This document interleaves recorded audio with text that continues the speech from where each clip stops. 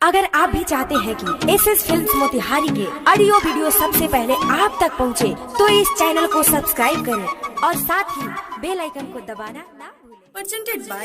SS films Motihari. Music by Sona Saniya, DJ Manish Raxaul.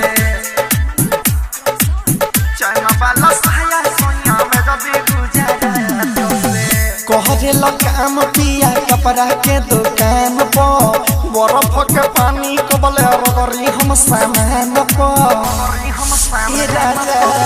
कहरे काम पिया कपड़ा के दुकान पर बर्फ के पानी कबले रगरी हम सामान पर चुअत पसेना बेना हकी कबले हाथ से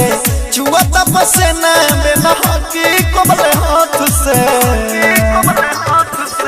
चाइना वाला साया सोया में जदी गुजारा तो से चाइना वाला साया सोया में जदी गुजारा तो से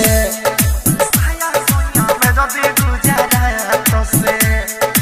साया सोया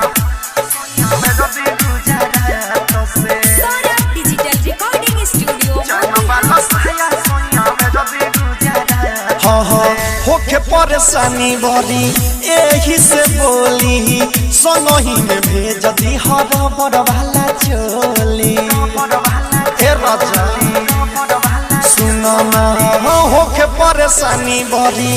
एही से बोली संगही में भेज दी हर बड़ वाला चोली सूती के कपड़ा तू हो चिनी हो धोके हाथ में सूती के कपड़ा तू हो चिनी हो धोके हाथ में चाइना वाला साया सोया भेज दो गुजारा तो से चाइना वाला साया सोया भेज दो गुजारा तो से भेज दो गुजारा तो से साया सोया भेज दो गुजारा तो से सोना डिजिटल रिकॉर्डिंग स्टूडियो चाइना वाला साया सोया भेज दो गुजारा सुनी रतन रतने सपिया बुझी परेशानी राइटर संदीप किनी के भेजल बानी हाँ हाँ रतन रतने सपिया बुझी परेशानी सुधी रखी सब मिठू किन के भेजल बानी सौरभे सवार उंगली काटी अपने दांत से सौरभे सवार उंगली काटी अपने दांत से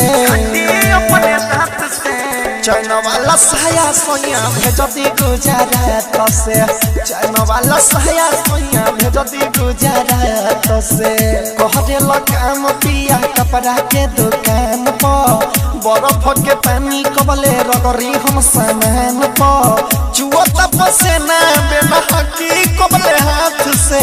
चुअत पसेना बेना हकी कबले हाथ से चाइना वाला साया सोया भेज दी गुजारा तो से चाइना वाला साया सोया भेज दी गुजारा तो से।